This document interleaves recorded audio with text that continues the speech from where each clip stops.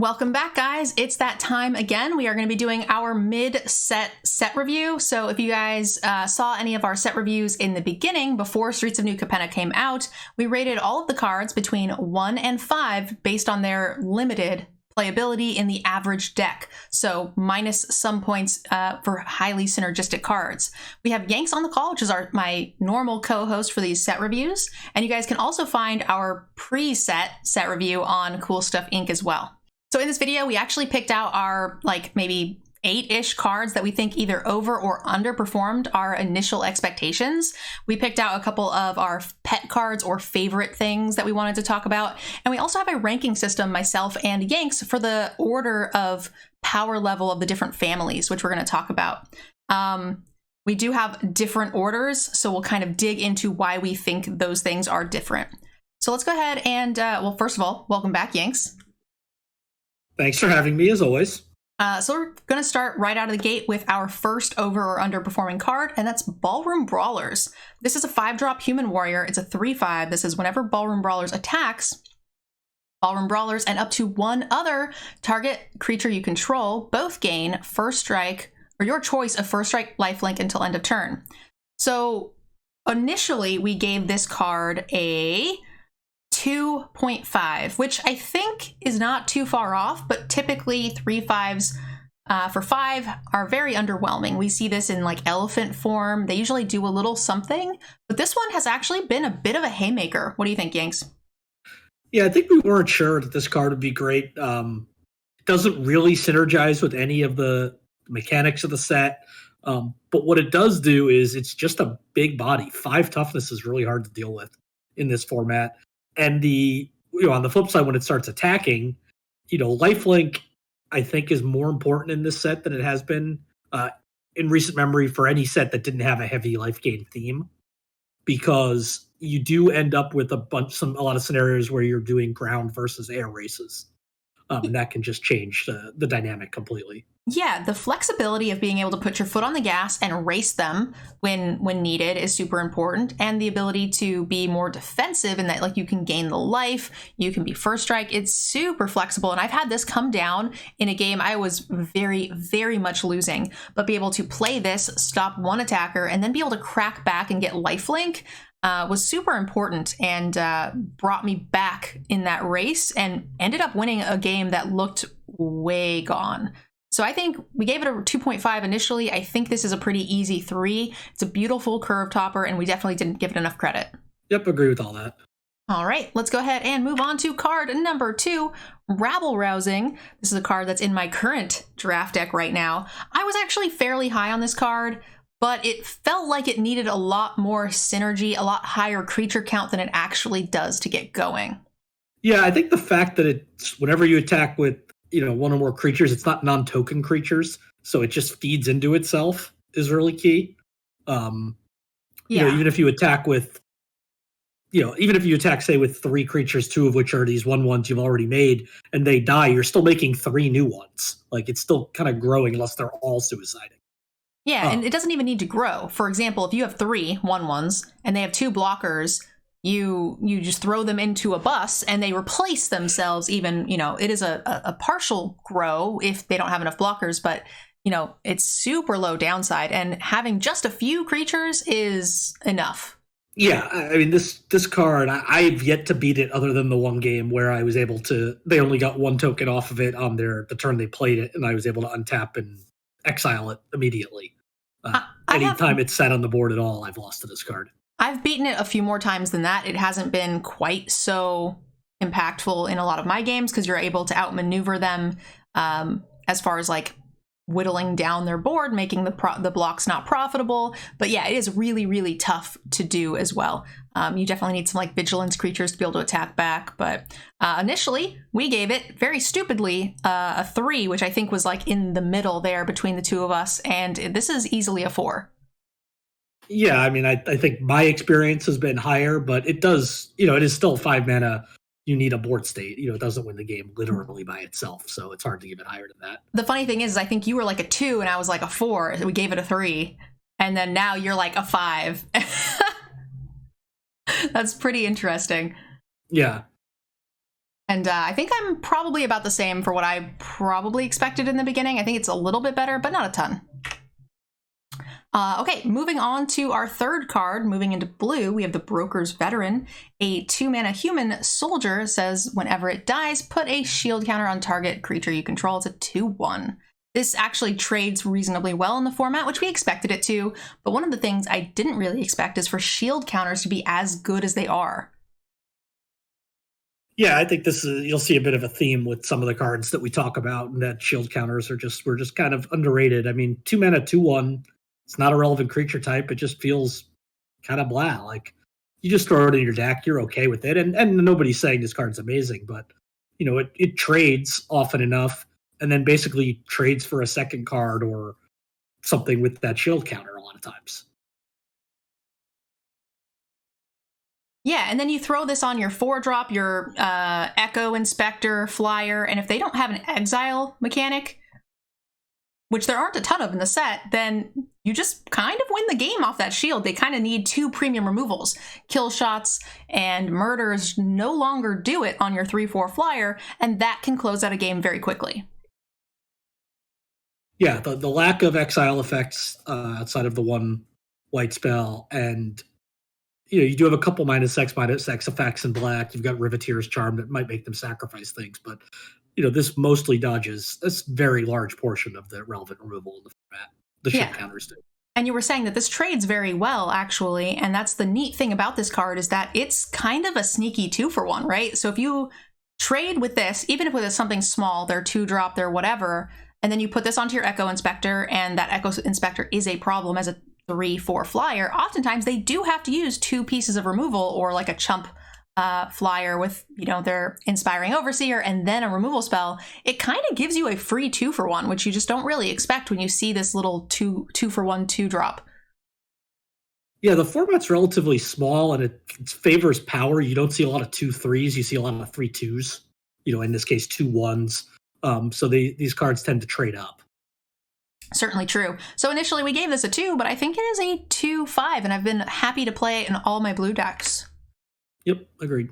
Duskmangler. Now this is a card that we liked, but we thought it was too expensive to play in most decks. There is sort of a recursion theme, but the recursion card is also an uncommon, so that seemed a little far-fetched. But there is a green-black archetype, and there's a lot of treasures there. There's a red-black archetype, and there's a lot of treasures there. So this isn't as hard to get out as we would have expected. And let me tell you, this will end a game. Holy smokes. Especially if you play it and then recur it. It's insane how quickly this thing can smash through in a game that your opponent is losing. They'll just play this, and now they're massively ahead. Yeah, and the other factor in this card that I thought would be a bigger impact is the extra cost, which has yet to really matter in the times I've played this card. There seems to always be something locked down under a witness protection or a token you've got, or you've just been trading off creatures all game and you're still sitting at like 16 life, so you can just pay the 4. Yeah, paying the 4 seems to be the most common, but like you said, lockdown enchantments, 1/1 tokens, whatever, that's not going to be a problem. So initially we gave this a 2/5, but I think this is a 3, and quite the game changer. Yeah, it's a kind of card that if you get to the late game and you get this out, oftentimes it will win you the game. All right, so let's go ahead and move on to the next color. We have the Horde Hauler. This is a 4-mana artifact vehicle. It's a 5/5 with trample. It says whenever it deals combat damage to a player, create a treasure token for each artifact your opponent controls, which we knew would be pretty situational and not come in handy very often, and that has been the case. But I've found that this vehicle just, for 4 mana, even though it's a 5/5 with trample, just isn't as powerful as I would have thought. Yeah, I'm not even really sure what it is about the card that, it's doing kind of what we thought it would do, like in terms of it's not like its power toughness has changed. We knew the crew cost, we knew treasure tokens would be, or the artifacts would be situational, but it just hasn't impacted like we thought it would. Yep, can't really pinpoint exactly what it is. The games I'm playing, it doesn't feel like it is making a difference. Like, I'm still losing games that come out with this. I'm still running people over where I was already ahead. It doesn't seem to be a massive outlier. Now, we're not saying this card is bad. Originally, we gave this a 3/5. I only think it is a 3. The difference between 3 and 4 is like solid card you're happy to have, and then 4 is like our bomb win game kind of territory premium removal. For those of you guys who aren't familiar with our ratings. So we gave this pretty close to a bomb that wins games if left on the board, but it is a little bit underwhelming in that category. So we give it a 3, strong playable, always making the cut. If you're in red, happy to pick this up, but not like anything that's going to be ground shaking, right? Yeah, like, would you rather play, assuming color is not relevant, would you rather play this or the green 6/6 vehicle? Yeah, like those two are closer than I thought. I still think I prefer this with the trample and stuff, and then like the off chance you get the treasure, it feels pretty good. But yeah, it's much closer than I expected. Yeah, I think you're right. I think I'd still play this. Mostly the trample. I think you get a little bit of upside here. You have a little bit of upside on the other card if you have treasures, being able to accrue it for a cost of a treasure instead of a creature. But that said, yeah, one's a common and one's a rare. Exactly, they shouldn't be that close. Okay, so moving on, guys. Oh, I botched up my settings here. All right, moving on, guys. We have the Sizzling Soloist, a 4-mana 3/2 human citizen that says Alliance. Whenever another creature enters the battlefield this turn, target creature an opponent controls can't block this turn. If this is the second time this has happened, that creature attacks during its controller's next untap combat if able. So it forces them to attack with a thing, which you can either eat the damage or eat it, and then the next turn you play another creature and make a second thing not block. You're essentially removing two blockers over 2 turns, which is pretty neat, assuming you can keep the creatures coming out. So this is, again, not a home run, but it's played a lot better than I expected. Initially, we gave it a 2, and we've opted to bump it to a 2/5, because it does feel like it makes a pretty huge difference in those aggro decks. Yeah, I haven't actually played with this card or even against it yet, but I think the reason I agree with that is just I think Alliance triggers have been easier to come by than we expected. So, all the Alliance cards are playing a little better. Certainly true. All right, moving on to the green, we have the Attended Socialite, the 2-mana 2/1 Elf Druid. This is Alliance. Whenever another creature enters the battlefield, put a +1, get a +1/+1 until end of turn. This was a card that we thought playable, fine. It's a 2-drop, fills your curve when you need it, trades up to 2/3s reasonably well, but we didn't think that the +1/+1 that was like incremental but like didn't stay was not going to be quite valuable enough, because you get permanent +1/+1 counters with like Gala Greeters. Granted, this is a rare, I know, but like this just felt very underwhelming. But I will say, this is a very creature-heavy format, and there are multiple things that allow you to play multiple creatures. Some charms make 2 1/1 tokens. There are some things that, heaven forbid you have a rabble rousing when you have this on the battlefield, and you get to just swing with your team. This thing gets massive, which has happened against me, which sucked. But also, this always threatens to trade up. Right? Like they play this on the play. I don't have a 2-drop.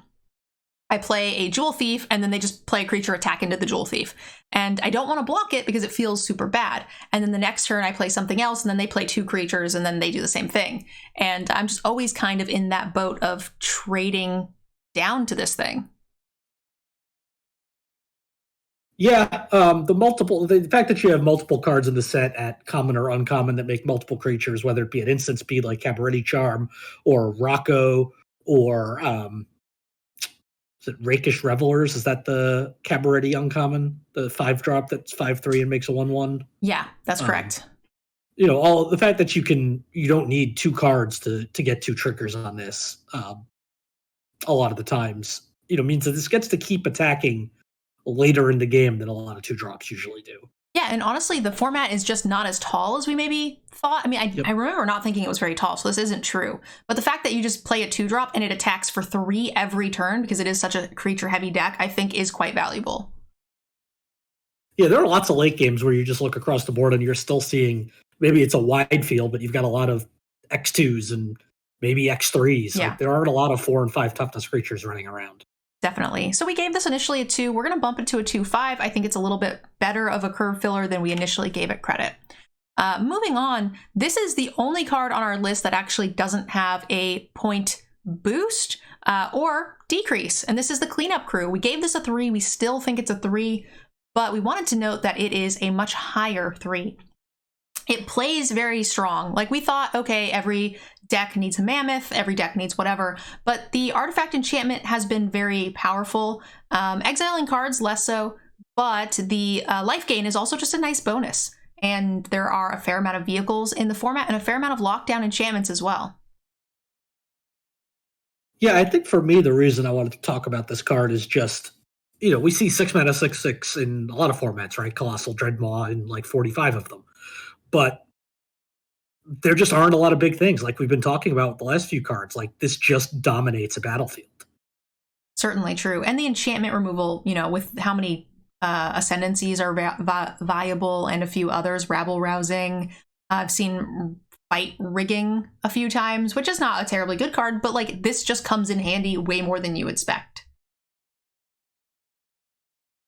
Yeah, the versatility of the ETB effect is a nice little bonus to a card you would probably play anyway. Yep. So we did initially give this a 3, and again, we still think it's a 3, but we just wanted to note that it plays, it punches above its weight class. I think it is playing as a very, very strong 3. Agreed. Moving on to the multicolor cards, we have Disciplined Duelist. 3 mana, 2/1 citizen with double strike, enters battlefield with a shield counter on it. Initially, we gave this little guy a 2/5, which is very playable. He's a little hard to cast on 3, so I think we gave it a ding for that. But this is definitely playing above a 2/5. Yeah, again, this is kind of just in that shield counters being better than we thought theme. Also, just the interaction between double or first strike and shield counters is really strong. Yeah. There's been more than one time I've blocked this thing in a way I thought I was going to then kill it, and it didn't. It just didn't die. I was like, oh, okay, that's true. I get it now. It double strikes and hits me, and then I hit it and it moves the can. Yeah, okay, fine, I get it. So yeah, this thing is just very annoying and can do some real big damage. Yeah, it's nothing complicated. It just literally with those glowing fists beats people. All right, next multicolor card, Hostile Takeover. Now this is a card I actually don't remember rating because I feel like I would have thought this was better than I gave it. I don't know why, but I gave it a 3, and I feel like that might be a typo, but it's definitely not a 3. Oh no, we definitely argued about this card. I remember that. I think part of the problem was it was in the midst of we had back-to-back or 3 out of 4 cards were board rats. Maybe. Because you had this incandescent aria and something else we had just done. So they seemed so redundant. Maybe I thought that I was not, we had depopulate and stuff like that, and it felt a little underwhelming. Yeah. And also 3 damage to each creature. Maybe I just thought that was not super insane. That it was very situational for the mana cost. But because you do get to kill the biggest thing, the chances are that is the only thing that's going to not outweigh 3 damage. Maybe the set is just smaller than I expected. Yeah, I think that's a lot of it, is just that the 3 damage does kill most things. And like you said, odds are they only have one thing that you really care about killing that's too big. And the fact that you always get to make sure that something you have survives. Yeah, it's going to be very rare where they go Elegant Entourage into Freelance Muscle, and then you're just well, F. But even then, you're still probably killing a 2-drop, a 3-drop, and whatever the most dangerous of those are. Yeah, so I think this is better than I gave it credit for. Definitely going to bump it to a 4. Yeah, I think the only real downside to this card, and we'll talk about this later, is the family that it's in is struggling a little bit. Yeah, this family it's in is struggling, but I will say that, I've had several Max Wins decks where I'm in a family splashing a removal color, and it's very viable that you're either in Obscura splashing the red, or you're in the Riveters splashing the blue. You can do a lot of different things with this, and this is definitely worth it. Definitely. Okay, this is actually a card that kind of surprised me. This is another overrated card, Park Height Pegasus. Sorry about that. 2 mana for a Pegasus with Flying and trample, it's a 2/1 that says whenever Park Height Pegasus deals combat damage to a player, draw a card if you had at least 2 or more creatures enter the battlefield under your control this turn. Now, we're not saying this is a bad card. 2 mana, 2 power flyers, I'm in for it all day. But like, I have played this several times, and I have very, very rarely gotten a card draw for this. Yeah, same with me. It is interesting that we're talking about this being overrated, and I obviously agree with that statement. Because we can't get that draw card to trigger, but we were talking about how other Alliance cards are getting better because it wasn't that hard to trigger them twice. Well, now, again, I think that's because we rated those so low and we rated this so high. Well, the thing is, coming back to the middle. You have cards like Rumor Gatherer, right, which just draws you a card anytime a second creature enters the battlefield. It just does it. The problem with this card is that by the time you have enough mana to get 2 creatures onto the battlefield at the same time, they either have a blocker for this, like a Echo Inspector or 3-drop Initiate, or they just have the removal, like a Kill Shot or whatever. Not only do you have to have 2 creatures on the battlefield, it also has to connect. And let's say, oh, they have the Echo Inspector, I have the mana for my 2 creatures. Do I progress the board and play them, or do I try to like sit on them and wait? It's just super awkward, and it puts you in a position to where you can't just dump them on the battlefield, and that's why I like Rumor Gatherer way more. Yeah, I don't know. I actually like this card better than Rumor Gatherer.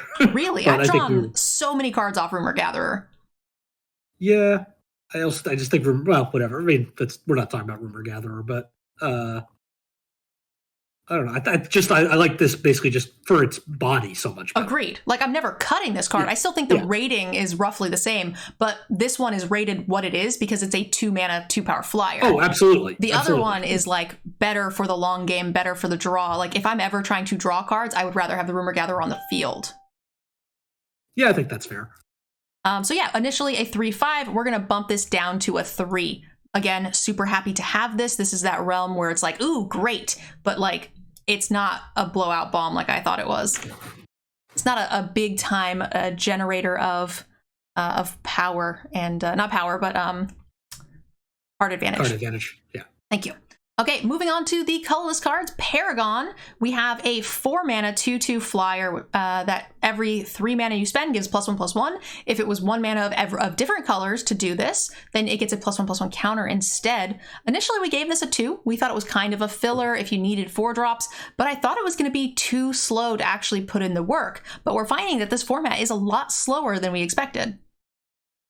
Yeah, this card has single-handedly won me in a lot of games. Like I've turned this thing into double-digit power toughness 3 or 4 times. I've never had it come up where I've spent 3 mana and it didn't give a counter. Agreed. Yeah, I think one time I've pumped just to get in a little extra damage because I had, like, let's say 5 mana. It was like 2, 2, and 1, and I wanted to play a 2-drop in the color I had the 1 of. So one, sure. Yeah, so there's like once or twice I've pumped this and it did get the counter, but the fixing is so good in this set. It is not hard to make this have counters, and the format is slow enough to allow you to do it. I will say I've had several of these eaten by that cleanup crew we talked about earlier, and that feels pretty bad, but I don't think that's enough to take away from this card at all. Yeah, I mean, the reason this card is not an actual bomb is because it does cost a lot of mana. It's a lot of mana investment, but it's over turns. So I think it's good. You're right. You can get blown out by cleanup crew. Broken wings, bounce spells are brutal against this. But bounce spells are a lot less relevant. In Best of One, you're not getting broken wings very often. And the format is just slow enough to allow you the time to put that mana dump into this, which is pretty solid. So we're going to bump this from a 2 to a 3. And we're pretty happy to play this in just about any deck. Yeah, this card also comes around very late in draft. It certainly does. All right, the last card on our ratings here is the Quick Draw Dagger. A bit of an underdog. Like this, usually artifacts are, not quite good enough, but there's a creature-heavy format. The equip is cheap, and oftentimes we're using this as a combat trick. +1/+1 in first strike for 3 mana is pretty solid, and we're finding that there's a lot of combat here. There's a lot less pump spells in the format. And this has just been kind of a home run in a lot of decks. Yeah, it's been a really good tempo card. It's also been a card when you're on the play more so, but it's also been really good defensively. There's not a ton of instant speed removal that works when you're on the attack because you remove like kill shot from the equation. And a lot of the red spells are sorcery speed. So I think I've only cast this card once where it didn't eat a creature, and that was because I cast at end of turn so I could have enough mana to pump that angel the next turn for lethal. Yeah, that definitely makes sense. Yeah, this is a combat trick that is getting you the card value by eating something, and then just being like this bonus on the board that does put in some pretty big damage. So it's pretty nice. And a one mana equip cost is obviously super cheap. Just getting to move this around. Yeah, definitely. Now, we did think this was playable. We gave it a 2.5, which is really high for us with equipments because we usually just don't like them. They're usually, filler-ish. So 2.5 was already pretty solid, but this has outperformed even that, and we're going to move it up to a 3. Yep.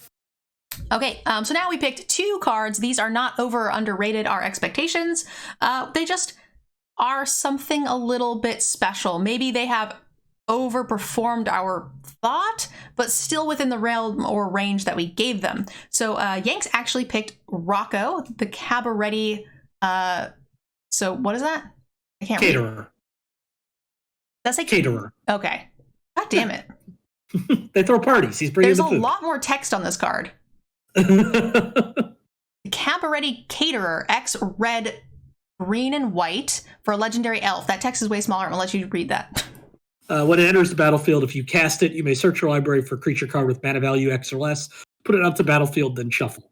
So you get it's 3 mana for a 3/1, 4 mana for a 3/1, plus the best 1 drop in your deck, and scales up at 5 mana 2 drop, 6 mana 3 drop, etc. I've really liked this card because it's you're almost never playing this for 3. It's hard to cast on 3 anyway, as at RGW, but to get value out of this card, you're playing this usually for 6 mana or better. But what I like about this is it's a toolbox card. It goes and gets whatever is the best for the current situation, and it plays different in every deck that you have based on what you have. Sometimes you play this for 9 mana and go get your cleanup crew. I have done that. I got the cleanup crew and killed the rare colorless vehicle that eats your graveyard.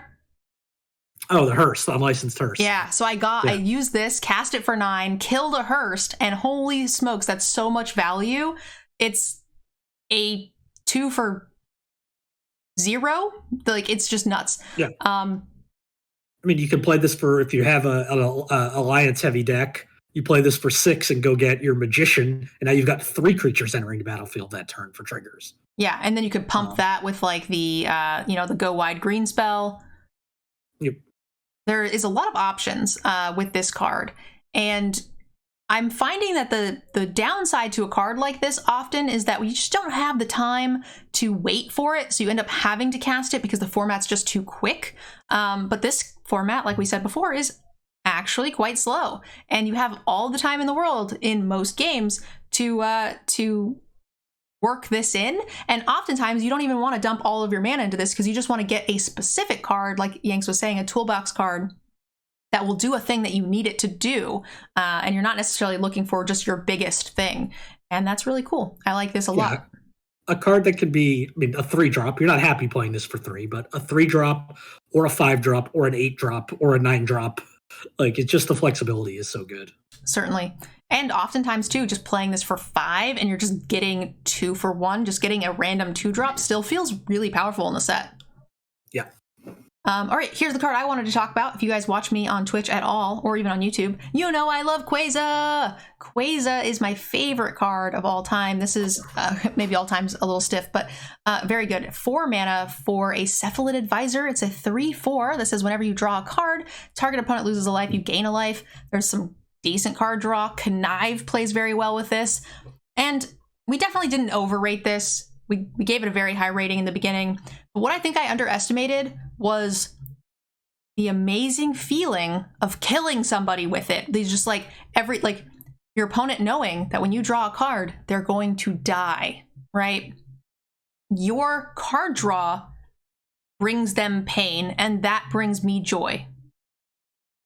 Yeah, this card functions almost in some ways like a planeswalker. I've noticed when I've played against this card, the game becomes kill the Quasi. it becomes like a little mini game. Kind of like planeswalkers often do to the game. Like everybody all of a sudden you stop playing what you were doing and try to kill the planeswalker. That's kind of happens a little bit here. Yeah, it's sort of like a witty roasters where it's like you get that reach, which gives you that inevitability. The difference is that every turn you will draw a card. Unlike witty roasters, you won't always have a creature in that late game for the reach, so you can just hope they don't draw it. The other thing is that it gains you a life, which makes racing almost impossible in this situation. They can attack you, they get in a little chip damage, but this is a 3/4, so they can't like alpha you because you can eat something, and then so what they can attack you with, like let's say a 4/4, you then mitigate some of that damage, and yeah, it's just amazing. This is all I want to do in the world is just cast Quasi. For the next 3 months, I will be casting a lot of Quasi. I think my favorite part of this little segment is that if at the beginning of the set, any person watching this channel, if you had shown them these 2 cards and picked which one of us would pick them, it would have been the opposite. 100%. Yes. Oh my gosh. But the funny thing is that like even the sets we like, which you guys will see soon, is this set has sort of flopped our playstyles, which is interesting. Yeah, the Esper control card draw card versus the go wide creature card. If you guys have watched our set reviews for any length of time, this is the number one thing we fight about, and we are complete opposites. But here I am, loving me some Quasi. All right, so let's go ahead and talk about our family rankings. This is something we wanted to do because we get this question a lot, and honestly, some of these things were kind of close. We were having a phone call before the stream discussing the ranking of these, and I wasn't 100%. Like I kind of, this one could go here, this one could go there, but we wanted to give you guys a rough idea of where we were at in the set so far. So let's go ahead and talk about our number ones first, and kind of discuss why we think something is number one. So Yanks picked Riveters and I picked Brokers. Yanks, you want to give us a little bit of your experience with the Riveters and why you value them so highly? Because I actually put Riveters all the way down to 4. Yeah, some of these lists are going to be influenced just by sample size and what we've had the chance to do, but I've just ended up in Riveteers a lot, and I don't think I've had a bad deck yet with it. Most of my 3 trophy deck or 3 win decks in the traditional drafts have been Riveteers. It's got the best removal, and it's got the biggest bodies, and I think it's very easy to end up in. It's very good for splashing because you've got that red-green treasure theme. So I actually end up in a lot of Riveteers splashing either white or blue decks for, say, like Hostile Takeover, or even sometimes like some charms, or using the color fixing creatures just to fix for themselves. Interesting. So I'll touch on a couple of points that you mentioned, that they have the best removal. I actually find that I have the best removal when I'm in black-white. My red, I've drafted a lot of Riveteer decks. I think it's one of the decks I've drafted the most. And it also, in the beginning of the set, felt like some of the strongest ones. Like I would feel like Riveteers was open. I feel like my deck was strong, but I never got there. I always had decks that I felt like should have been trophy decks and didn't trophy. So it felt like the deck seemed stronger than it was to me, which is why I bumped it so low, because I don't think that the power level is actually quite as high. It feels deceiving to me. I think some of it is, this is a little bit weird talking about in limited more than constructed, but it's almost a little bit of a matchup thing. Like I think head-to-head, Riveteers actually matches up really poorly with Brokers. Riveteers is your classic Jund trade 1-for-1, 1-for-1, 1-for-1, and just win out with like slight little bits of value, which doesn't work against shield counters. But I think it's really good against almost everything else. Okay, so for mine is I picked Brokers for number 1. I think this is the strongest one, not because of shield counters, because I actually have drafted a ton of Brokers decks that don't have shield counters, but I just think that they have a lot of the best cards in the set. Blue, white feels very strong. Green, white have the 2 best uncommons in the set next to Murder. And I feel like it's just very, very powerful, well-rounded. The creatures scale well. Yeah, I've just had a ton of luck with the Brokers deck. Thoughts? Brokers are good. I mean, I have them second. I haven't played them a ton. They do have, you're right, definitely right on with the commons, with Overseer and Jewel Thief.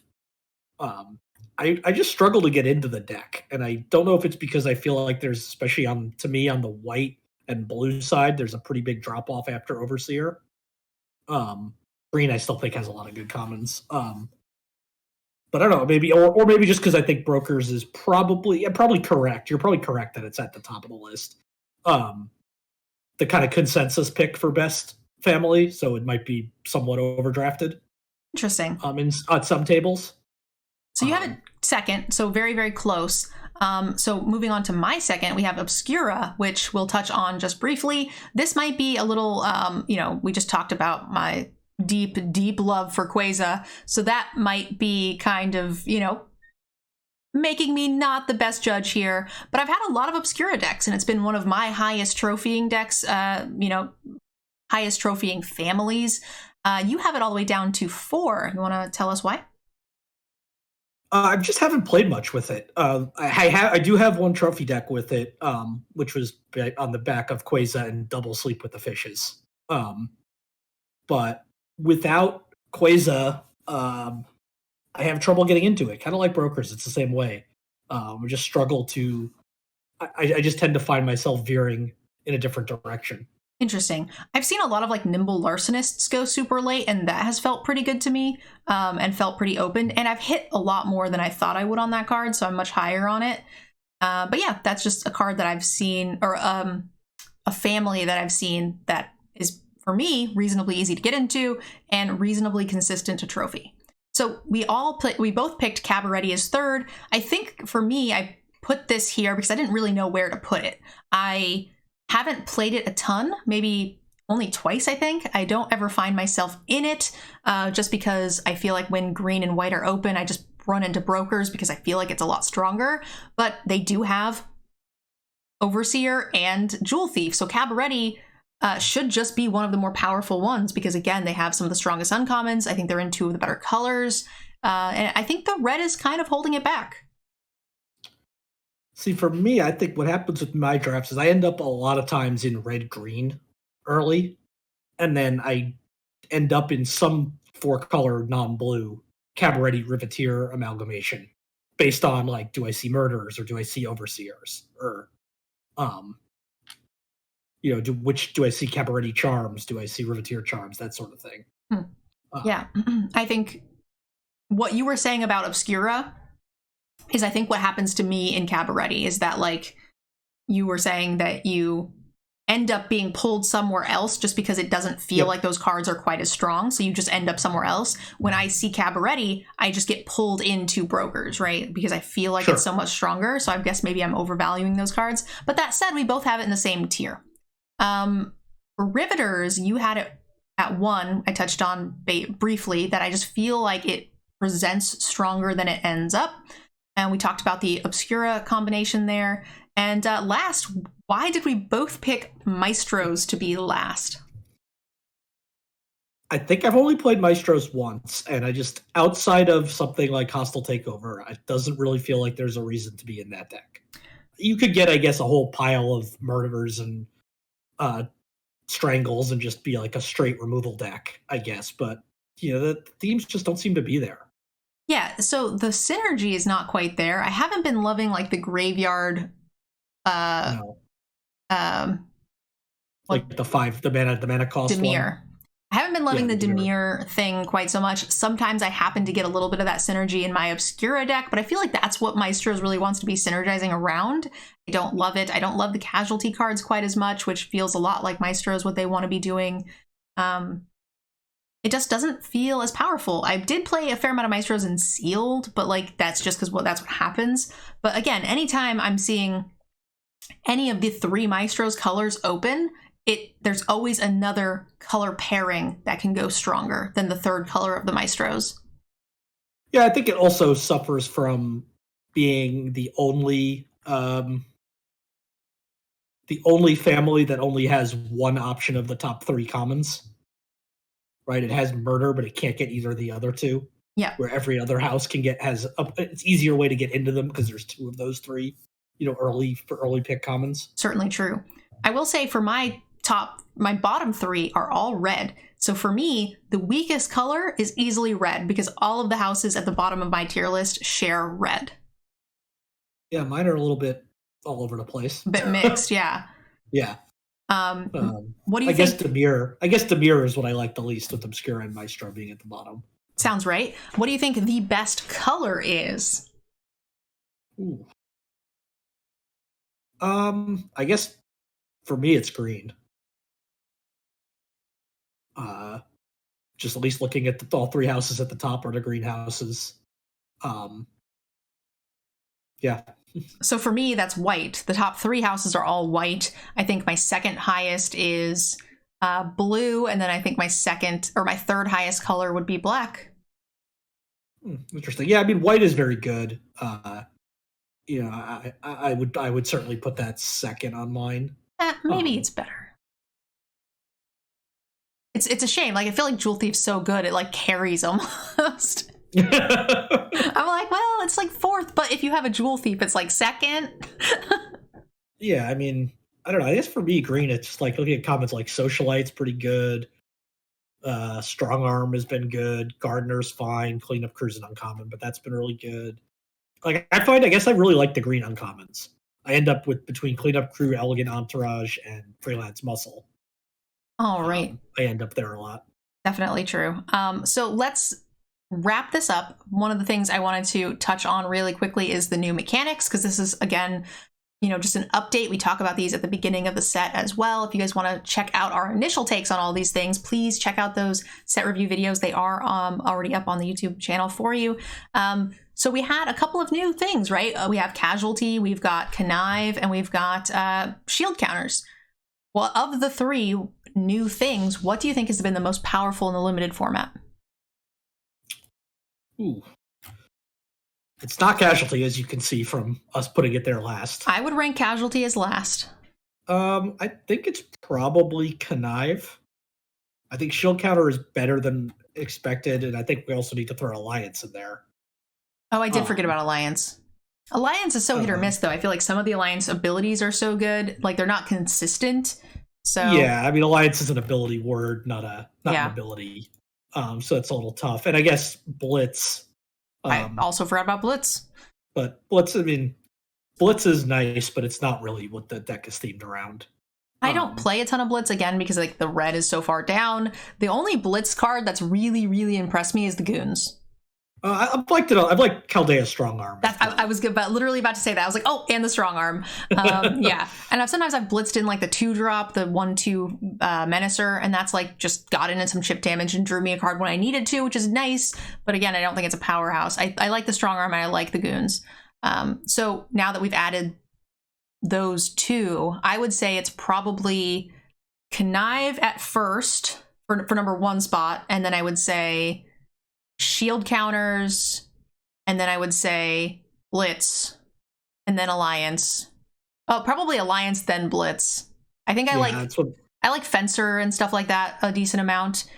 Yeah, I think I'm the same as you. I mean, Alliance, you're right, is going to vary based on the specific card, but there's enough good ones in there that I think it. I think the good Blitz creatures are better than the Alliance.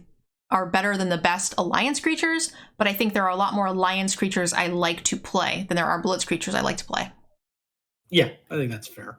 So it's just a more solid, well-rounded. And then we'll go ahead and throw the Casualty at the bottom. Yeah, 100%. All right, guys, that's our set review update. We might be doing another one towards maybe a month or two because this is a longer gap. The first 2 sets of the year come out 2 months apart, and then the second and third have a 4-month gap. So, you know, the format could progress. We'll get a little bit more experience with this set than we typically do with others. So, you know, if anything changes, we might do another one of these. Make sure you guys leave us a comment down below. Let us know your thoughts on some of these cards that have over or underperformed. You guys can check out the past videos and see our ratings for those and see if we were like way off, if there's anything else we should have added. Yanks, thank you so very, very much for joining us. Anytime. All right, guys, leave us a comment and we'll see you in the next video. Have a good night.